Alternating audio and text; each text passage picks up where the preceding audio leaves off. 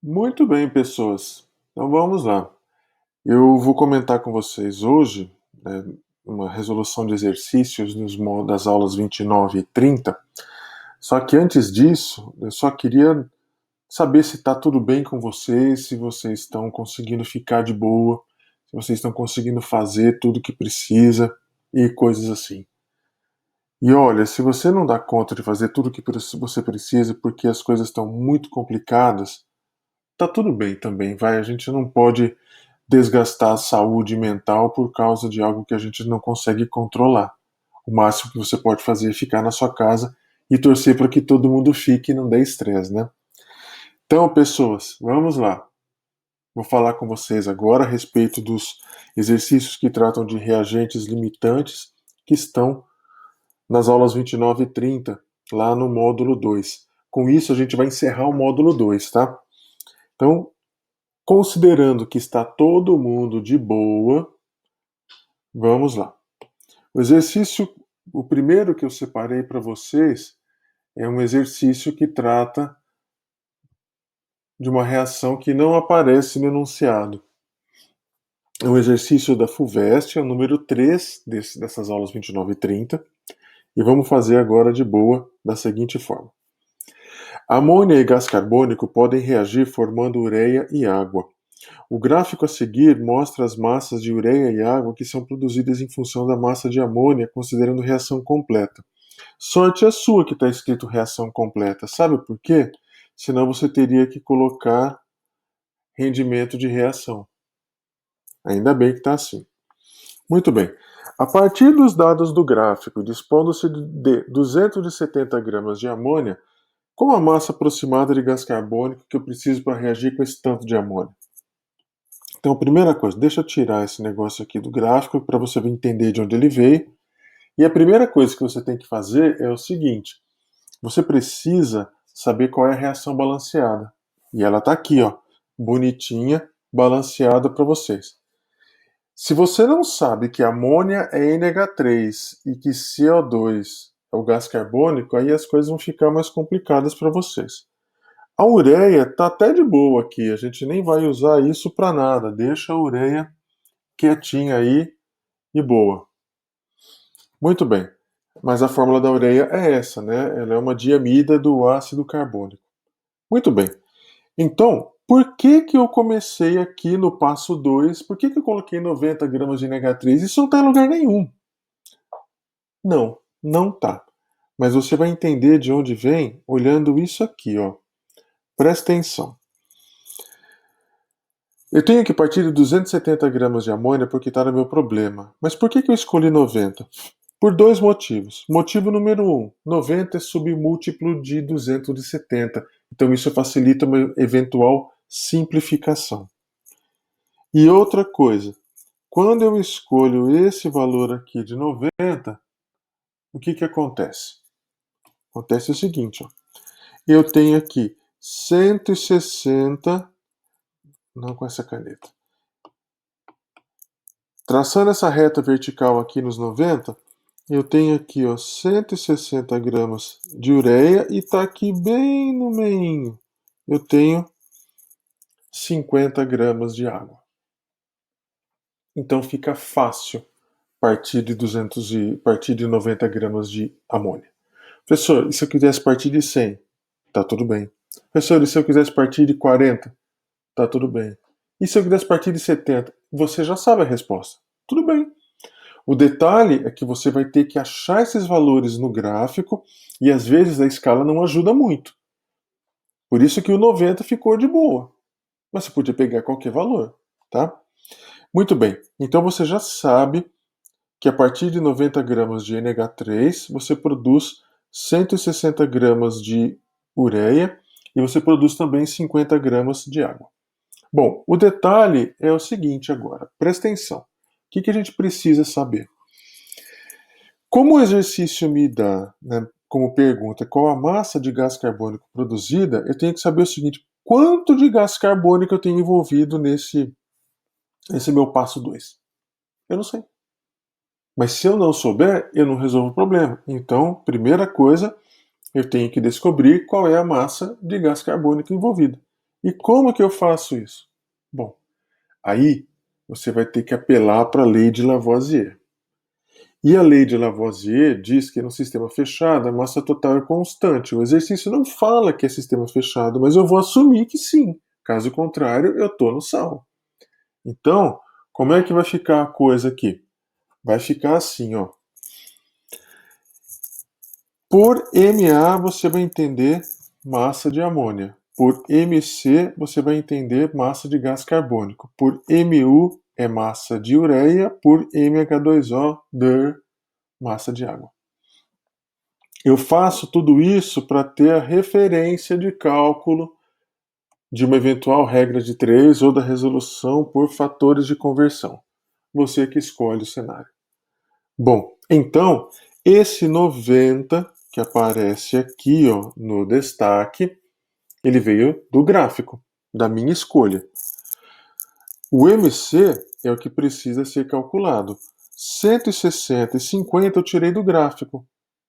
Então, os 160 e os 50 só estão aqui porque eu parti de 90 gramas. Se eu tivesse partido de outro valor, não seria 160 nem 50.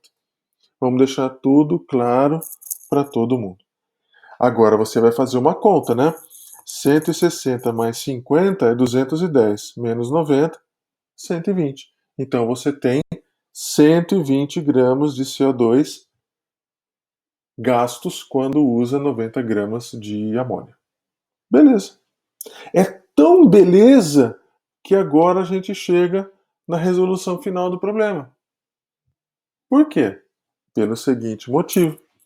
Você agora consegue calcular a massa de CO2 necessária, certo? Fazendo o seguinte, ó. Massa de CO2 é igual aos 270, agora preste atenção, porque 270 é dado da pergunta, tá? 270 é dado da pergunta. Você vai multiplicar isso pelo fator de conversão adequado, porque você tem que sumir com essa unidade de gramas de NH3. Muito bem. Aí, o que vai acontecer? Vai acontecer o seguinte: você vai pegar esse fator de conversão, e por que ele tem 120/90? Cara, a gente viu isso na tela anterior, lembra? Que isso aqui é a relação entre as quantidades de amônia e CO2 que participam da reação. Agora, quando você multiplicar o seu dado de entrada pelo fator de conversão, o que você tem? Você vai cancelar gramas de NH3 com gramas de NH3. O que sobra? Gramas de CO2. E você vai poder simplificar também 270 com 90. O que significa simplificar? Simplificar significa dividir os dois números pelo menor deles. Então você vai dividir 90 por 90, o resultado é 1. 270 por 90, o resultado é 3. A tua conta única é 3 vezes 120, que resulta em 360. Agora, não tem uma alternativa 360, mas tem uma que é 350, que é a mais próxima, que é essa aqui, resposta C. Certo? Tranquilo? Sem complicação. Então, exercício número 3, resolvido de boa. Muito bem. Agora vamos para o próximo problema. Estamos aqui tratando do exercício número 6, que agora ele tem uma equação que não está balanceada.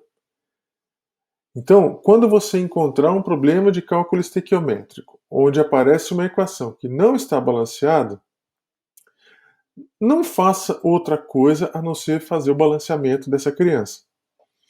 Bom, e você vai fazer o balanceamento dessa criança de qual jeito? Olha só. Então, primeira coisa, tenho que fazer esse balanceamento. Então, vai ficar assim, ó. Vamos pensar num jeitinho bem tranquilo de resolver esse problema, porque ele é bem fácil realmente. Bom, então olha só. Você vai ter que fazer assim.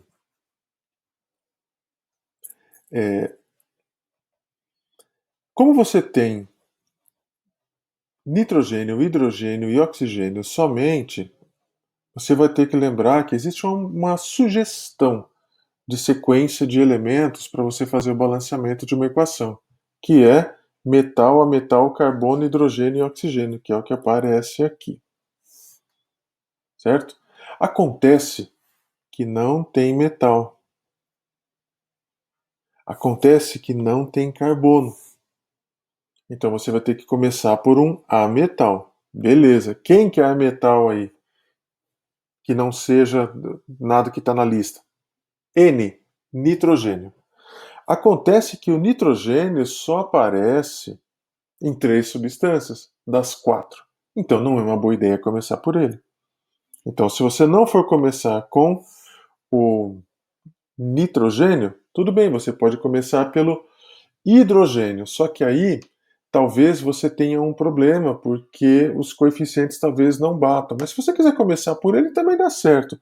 Eu sugeri começar pelo oxigênio porque esse MaCHO é simplesmente uma sugestão, você não precisa seguir. Bom, quando eu comecei pelo oxigênio, eu escolhi fazer o seguinte, ó. Eu escolhi começar com o oxigênio e eu tenho que escolher a substância na qual o oxigênio aparece com maior atomicidade, ou seja, maior número de átomos, que é esse aqui, ó, que é o 4. E eu coloco arbitrariamente aqui o número 1 por qual motivo? Porque eu preciso garantir que todos os coeficientes sejam os menores inteiros possíveis. E aí, então, o que eu vou fazer? Eu vou colocar aqui o número 1. Por consequência, quer dizer que eu tenho 4 oxigênios, então eu tenho que ter 4 oxigênios aqui na água. Acontece que a molécula da água só tem um oxigênio, então eu preciso de 4 moléculas de água, por isso que o coeficiente aqui é 4. Por consequência, 4 vezes 2 dá 8 mols de hidrogênio. Como só tem hidrogênio nessa substância, e eu tenho 4 hidrogênios por fórmula, eu preciso de 2 fórmulas, por isso que o coeficiente é 2. Beleza? E, naturalmente, se você tem 2 nitrogênios aqui, mais 2 vezes 2, 4, você tem 6 nitrogênios no total. Essa fórmula, então, tem 2 nitrogênios, então eu preciso de 3 fórmulas e a equação está balanceada. A partir daí, acabou a história. Muito bem. Então, deixa eu tirar só isso daqui, porque ele vai incomodar vocês nesse momento. E segue a vida. Agora, vamos lá. Vamos julgar as afirmações. A primeira afirmação diz o seguinte: o número de mols de água formado por mol de N2O4 consumido é 2. Então, eu tenho que baixar a quantidade de N2H4 consumida de 2 para 1. Então, quer dizer que eu dividi esse número por 2. E mantendo a proporção, eu tenho que dividir o 4 por 2 também, e o resultado é 2. Ou seja, para 1 mol de N2H4 consumido, eu produzi 2 mols de água. Então a afirmação está correta. Muito bom. Vamos para a afirmação B. E se a A é correta, ela não é resposta do exercício, né? Porque eu tenho que achar a errada. Vamos tirar isso daqui para não dar confusão com a cabeça de ninguém. Pronto. Agora, afirmação B. A B diz o seguinte: o número de mols de N2 que deverão ser produzidos para cada mol de N2O4 gastos é 3. Então, para cada 1 mol de N2H4, você produz 3 mols de N2. Isso está correto. Então, quer dizer que a afirmação B é compatível com a equação. Então, beleza, a afirmação B é correta, mas ela não é a resposta do problema. Afirmação C. A soma de todos os coeficientes é 10. Então, 2 mais 1, 3 mais 3, 6 mais 4, 10. Portanto, a afirmação C está correta. Então você já sabe que a D está errada. Mas se você quiser ter certeza, pegue seu dado de entrada, que é o 92, que está na alternativa. Na alternativa. Multiplique pelo fator de conversão adequado, que relaciona N2 e N2H4, e você vai ter como resposta 120. Acontece que a afirmação D, ela fala em 28 gramas de N2. Se você calcula que é 120, isso é um diferente de 28, portanto, essa afirmação D de dado está errada, então a resposta do problema é D. Então, tranquilo. Toma cuidado para você perceber que você tem que achar a incorreta, certo? E não a correta. Beleza? Segue a vida. Agora vamos para a questão número 3, que ela é bem sossegada. Só tem um detalhe. Tá tudo pronto para você. Olha só, o sulfeto de ferro pode ser usado como matéria-prima para a produção de ácido sulfúrico, como indicado na reação que já está balanceada para sua alegria. Isso significa que está tudo muito facilitado para você. Muito bem. E outra coisa, além de ser uma equação balanceada, o exercício já fala que você tem um reagente limitante, cara. Olha que coisa mais bonita. Então você não precisa fazer mais nada, só uma conta. Então, na reação completa, gente, olha como a PUC foi boazinha. Reação completa quer dizer o quê? Rendimento de 100%. Já te disse quem é o limitante. Ah, meu amigo, já era. Só a partir dos 10 mols de H2SO4, que eles são o seu dado de entrada, e acabou a história. Tá bom. Aí, você faz o seguinte. Você tem 10 mols de H2SO4, você multiplica pelo fator de conversão que relaciona sulfeto de ferro e H2SO4, isso está na equação, é 4 de um para 4 do outro, mas você coloca na ordem que vai eliminar mols de H2SO4. Muito bem, quando você faz isso, sobra mol de sulfeto de ferro, que você pode eliminar usando como fator de conversão a massa molar. Quando você faz isso, você cancela mol de sulfeto de ferro com mol de sulfeto de ferro. A sua única conta que sobra é 10 vezes 88, que resulta em 880 gramas. E pronto, resposta C de Charles. Se você tem alguma dificuldade, se você ficou com alguma dúvida, se tem alguma coisa acontecendo, o que você faz? Entre em contato por e-mail ou entre em contato pelo Twitter. São os dois modos mais fáceis de contato comigo. E tá tudo certo. Aí eu ajudo você a resolver o problema. Tá bom? Então, meu desejo para vocês é fique em paz.